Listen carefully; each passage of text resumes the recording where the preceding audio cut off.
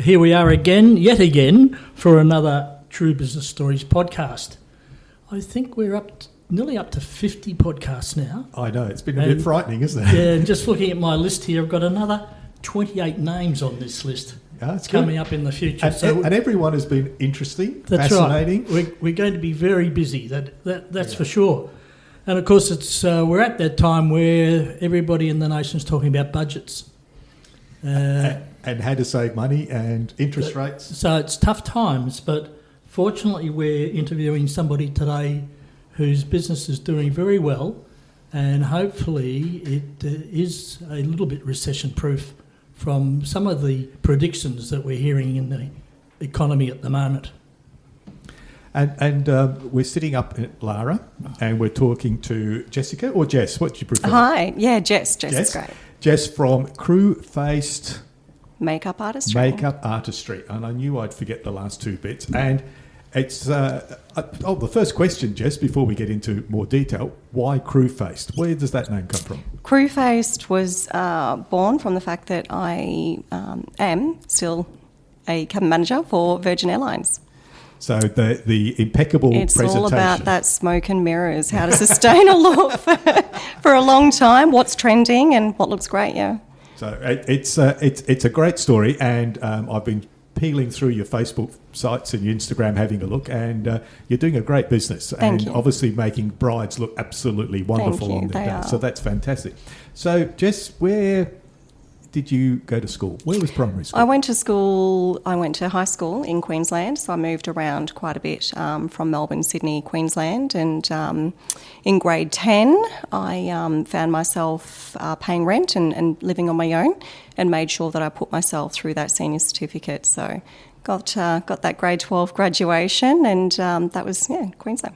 And when you did finish school, what journey did you go on there straight away? What was your first job? My first job, whilst I was in grade 9, as soon as I turned 14, I was able to go out with employment, 14 and 9 months, I think it was. That's the time. That's the time, and I was stacking shelves by night at Big W and on the floor of a weekend. So anywhere I could work outside of school hours, I did. That was the first job. That's a fairly common theme, Mark. It is. Some of our podcast guests have very similar stories. Mm-hmm. And there is a lawyer who's turned a real estate agent in Geelong, and she's got a bit of a similar story. And at year 10, she basically was asked to leave school, but her parents talked her into staying, and now she's ended up down here in Geelong and doing well, very well indeed. So good on you for doing that. So then from there, what was your progression, and what led you up into ending up here in Lara, just outside Geelong? Mm-hmm. So I was 23 and always had a passion for aviation. So, a few years after leaving school. And I went for an interview for Virgin Airlines in Brisbane, and they said, we're only interviewing for Melbourne at this stage. So if you're not interested in relocating, kindly leave. And 2 weeks later, I found myself moving to Melbourne. Well, big step. Yeah, when I was 20, just turned 24. Bill and I talk frequently about sliding door moments. That you get to this point where you think, do I go left, do I go right? So you would have struck that in that interview where they said, oh, look, we're only looking for Melbourne. You could have said, nah, I'm not interested. Mm-hmm. Who knows where you'd have ended up. I was young and free, and I wanted to be the person in the plane and not dreaming about it. And if you've got a desire and a dream and a passion, you'll follow it, and that took me all the way to Melbourne. That's fantastic. Well, you certainly knew what your passion was, and that's an interesting, I guess, comparison mark there with wanting to buy a McDonald's franchise.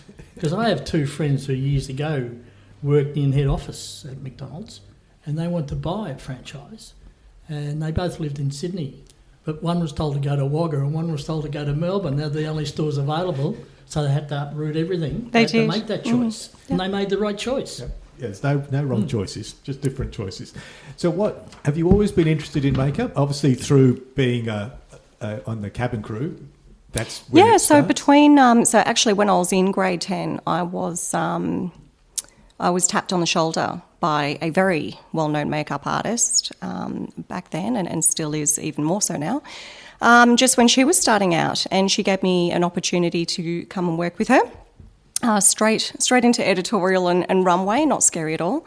And I did some work with her and was freelancing on my own when she left to move interstate. And so I was a makeup artist then, and just looked to change roles for the time being and go to my other passion, into aviation, and was lucky enough to relocate to Melbourne, where I concentrated on aviation until 8 years ago. So what made you start your own business? What was the defining moment where you go, I can do this and make a business out of it? I was pregnant with my second child, and I had been promoted through aviation into a HR role, which I had been full-time HR for 8 years. And they had basically told me on return from maternity leave that I could either be full-time HR or a part-time crew member.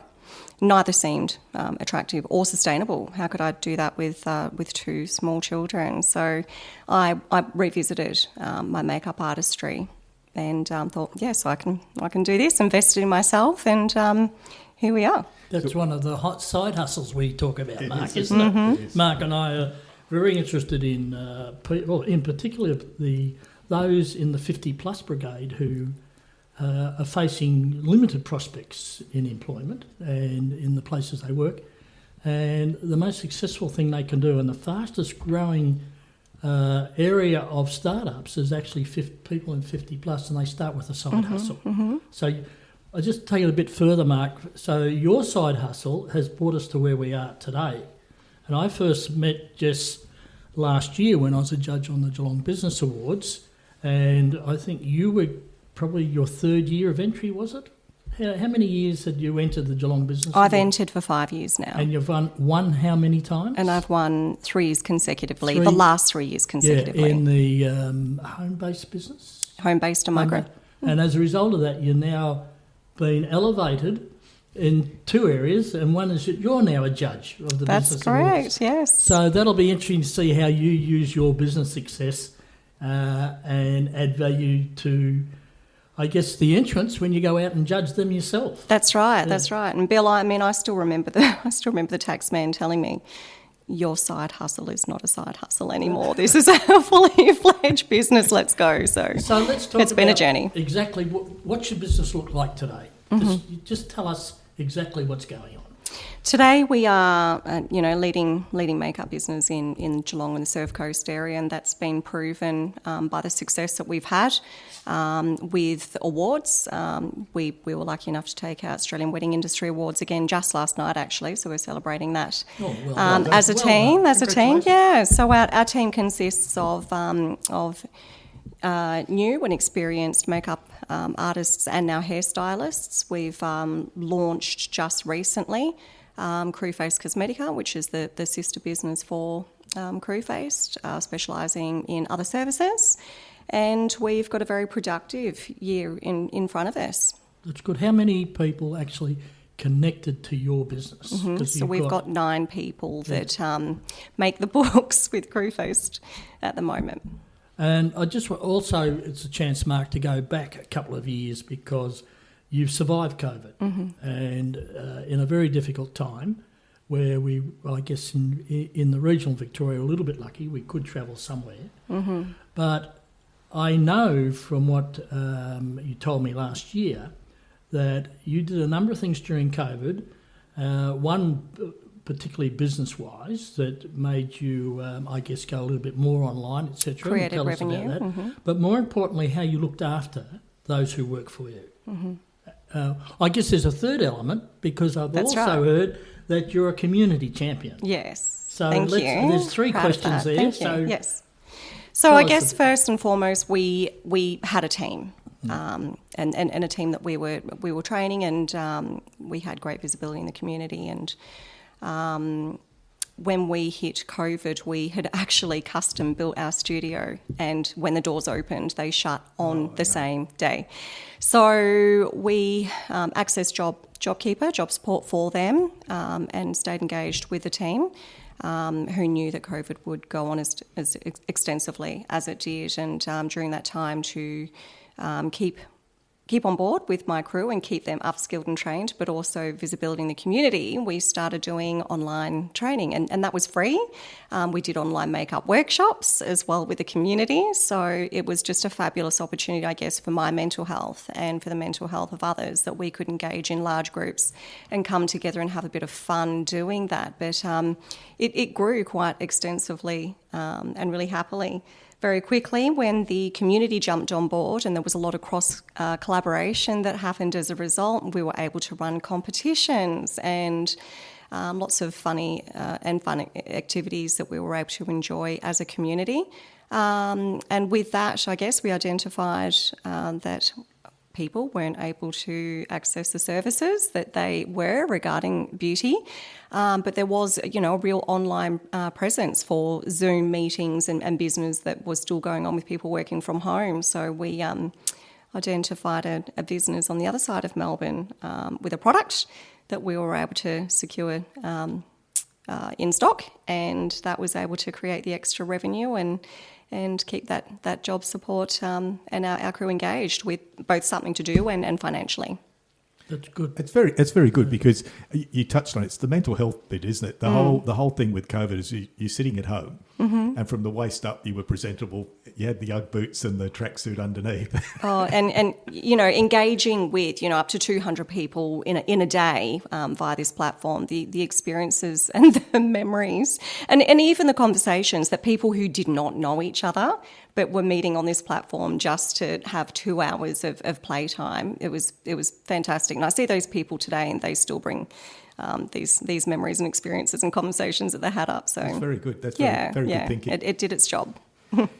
So, from a marketing point of view, what's your key, I guess, channel to market? And I believe social media plays a big part. So how you're keeping your business in front of everybody, and because I guess there is a fair bit of repeat business, and how important is word of mouth for what you do? Extremely important. We, for a number of years, hadn't paid for advertising or marketing of any kind, and we're wildly growing our team to sustain the appointments and bookings that we had. When COVID saw weddings, I guess, halt, we had to reschedule all of those, and so the wedding industry came back with such a bang, which I guess is the visibility and the communication with the vendors in order to create these relationships, and the word of mouth that came with the wedding industry. So that's taken up a lot of our time, and that's been our bread and butter. It's been fantastic.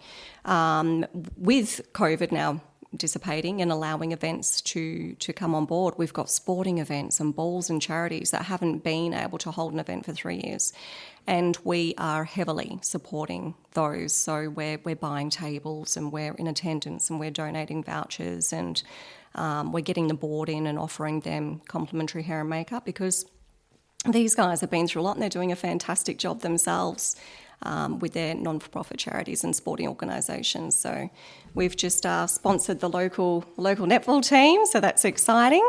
And we've just enjoyed a night with the Rivers Gift Ball, which we heavily sponsored. So we've got cystic fibrosis coming up, and a few other organisations that we like that are close to our heart that we'll be supporting. So that community interaction is very important to you, supporting. 100%. It's our social obligation. We're a sustainable business. We're able to give back, and we enjoy it. How do you balance that then? Where do you say? Well, that's my say social no? time. That's our social time. So we don't get much time to go out for dinner or go for weekends away or whatever. But when we're able to come together as a family and attend an event, fantastic. We're giving back, and it's a day or a night off. So well, Mark, you stole my question because I've got written down here: how do you balance your family, and you've got kids and you've got a husband, and he's sitting over there, I'm looking at him over there, listening to this, and you've got your business that's going really well and takes a lot of organising, I know that, and you've got your, I guess, normal job, we'll call, with Virgin Airlines. Yes, yeah. How the hell do you balance all of that? And stay sane? I don't sleep at night. No, I'm kidding. Look, I'm lucky. I've got a brilliant support network around me. My husband is hardworking and just as resilient and supportive. I have two beautiful kids that, I guess in today's age and time have just been so flexible and willing to come on this journey with me as well.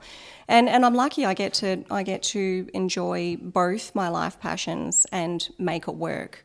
Concentrating on the business by day and flying by night is generally how that goes. And I guess being a shift worker and married to a shift worker, two shift workers tend to make a right. So we concentrate very much on the family time outside of this.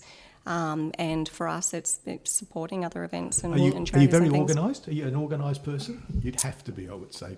Overly organised. Yeah. I'm 2 weeks in front at all times. I need to know what's for lunch. I need to have my time. But that's one of your tricks. Mapped out. That's one of my tricks. All that. Yes. Fantastic. Mark, it's first-hand experience. This morning I sent a text message to my daughter saying, well, because she works from home and she's got a high-profile job, who do I have to pick up from school today?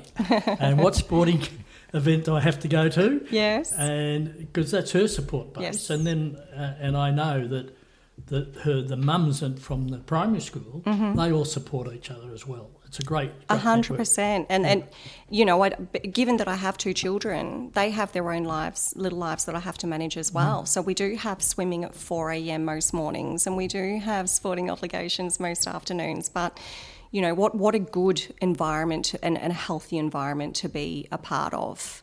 That's what gets us up in the morning. That leads me to ask you about Lara, because it is a tight-knit community.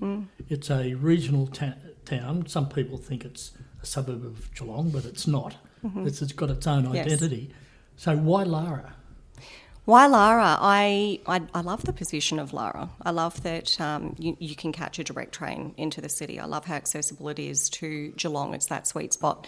I also love that I can sit at a table anywhere in the world and I'll sit next to somebody who has lived in Lara, had Christmas dinner in Lara, has relatives in Lara.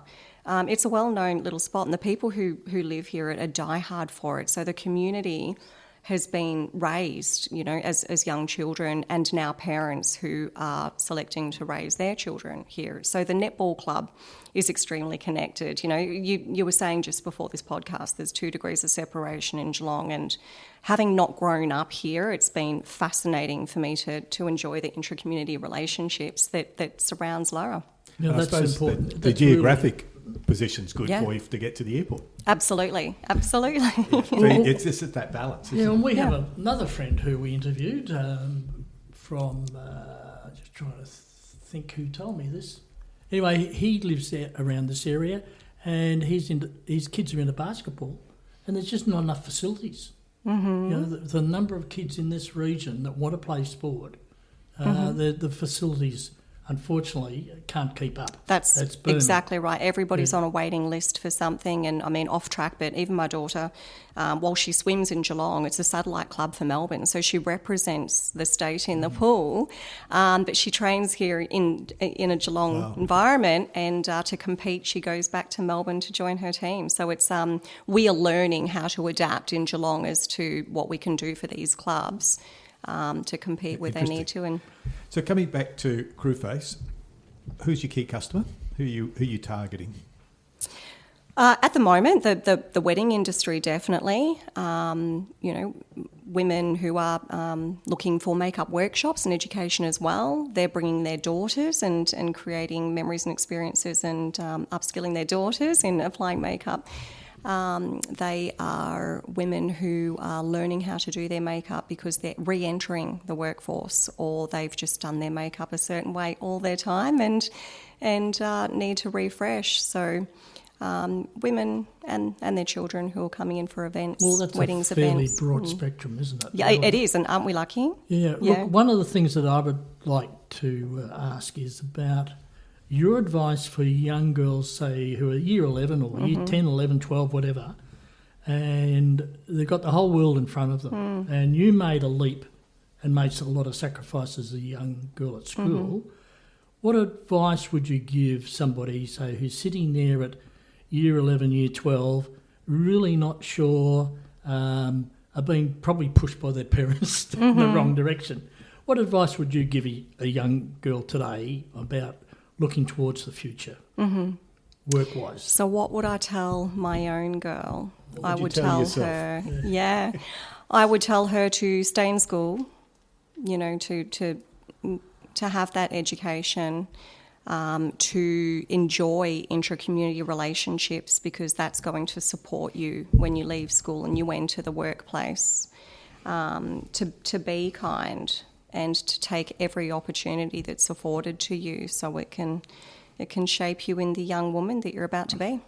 That's right. And the other thing that I keep seeing all the time is that there are endless opportunities. Don't just be, unless you're totally driven and purpose-driven, as we've come across in some of our interviews, there are so many options, and never close off an option. You just don't know where it's going to lead you. That's right. Yeah. So, Jess, magic ball, crystal ball, 5 years' time, what do you see? 5 years' time. You're organised. I guarantee you've got a business plan. Absolutely. So where do you see in yourself 5 years' in 5 time, years? we may have a commercial premise. 5 years' time, we'll be looking to relocate. So at this stage, that we'd absolutely like to open a commercial premise within Geelong. And who knows, we might extend into Melbourne. We're making great leeway into the Melbourne market at the moment. So we'll be looking to expand out that way at the same time. Excellent. That's very good. And there's plenty of opportunities in Geelong at the moment. So probably short term rather than long term to get in and have a look. Yes, before it becomes sooner too rather hard. than Yes, later, sooner that's rather right. than later. So obviously something drives you, but we always ask people about their leadership style. So you've got a network of 9 people who you're working with, or they're working with you and together. What is your leadership style? I'm very agile. You know, we've had to pivot very quickly in the last 3 years especially. So, and because we are a smaller team and being agile, there's less red tape, you know, there's less processes that we have to sort of go through in order to make quick decisions. And in saying that, I'm very decisive as well. So, you know, we need to look at our time and what that's worth, and we need to protect the standard. So I lead that team with integrity, and I set the standard, and we have a great team for it. Do you still do makeup yourself? I do. I'm very much on the floor. Bill and I actually had a conversation recently on working on the business and not in it. In the business, yeah. But I love being on the floor. I definitely lead by example. I'm setting a standard. It's the respect that I'm seeing from my clients when they see me as the first person in and the last person to leave. And the culture that I'm breeding within my team by being on the floor with them. So, Just on that one, Mark, you and your family decide you're going to go away for 4 months. You, first of all, could you do it? And if you could do it, every Friday you're given one phone call back to work, and you've got only 2 or 3 questions you're allowed to ask to know how your business is going. What would those questions be? So starting with, could I up and leave for 4 months? I could, but everybody can. It's just like everybody can run a marathon, isn't it? So I could, yes. But a mental challenge for you, I would suggest. Well, yes, because I love what I do. Yeah. For me, it's not work. I love what I do. And your next question was it where would I go? Or no? You've only allowed 3 questions Oh, every right. Friday to Yes. find out how the business is performing. Yes. What would those questions be? Well, it would be how is the team emotionally? How are they feeling? It's always family first and health first with our team. Then it would be, do you have everything you need, as to how can I help support you? And then it would be, are you enjoying yourself? Are you having a good time? Because like me, if you enjoy what you do, then you'll never be at work. And I trust that the business is sustainable otherwise, and that everything's going on as normal. No, that's a good answer, because a typical answer to that is, how much money have I got left in the bank? Yeah. Well, I'm away though, so I don't care, right? I'm already spending it. No, for me, it's always about my staff first, and without my staff, we don't have a business. So it has to be very about good. them.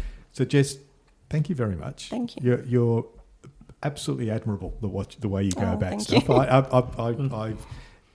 The reason I ask about organisation, I was trying to think how you keep those balls in the air, and I think that's fantastic. It takes a village, doesn't it? It does. How do people get in touch with you?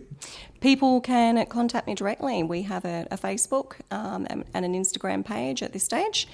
And that's called Crew Faced. Crew Faced. Crew Faced. Yeah. And so they reach out from there and you'll respond they can back? email me Yep. on crewfacedmakeupartistry@gmail.com. They can call me on my mobile phone. All the details are there on those pages. So we have about 5 points of contact at this stage, and we enjoy it.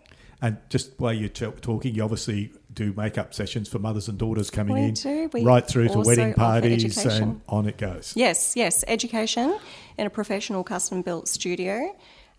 So we encourage people to get a group together, or look out for the next opportunity that we'll be launching our next makeup workshop. Excellent. So thank you, Jess. Yeah, and thank you for inviting us into your home. Thank you. For you and for Mark sitting over there. He now doesn't have to listen to the podcast. He's heard it. But it's been great coming out, and you do set a fine example. And good luck in your new, I guess, position as a judge on the Business Awards. And I look forward to working with the two of you Pleasure. in the next Thank you, year. Jess. Thank you for having me.